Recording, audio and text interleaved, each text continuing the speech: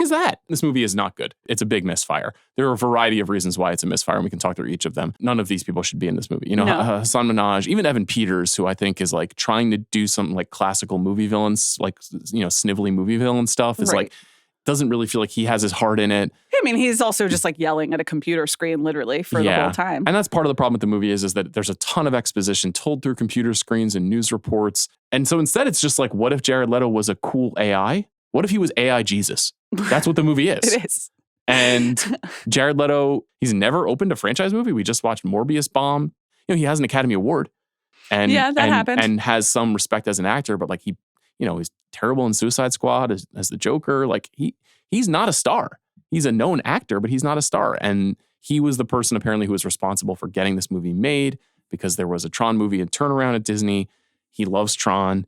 He said, I'll become a producer on this film and we'll do it.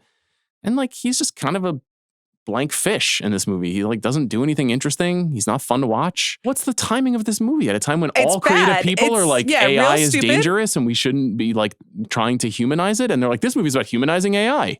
The f*** is that?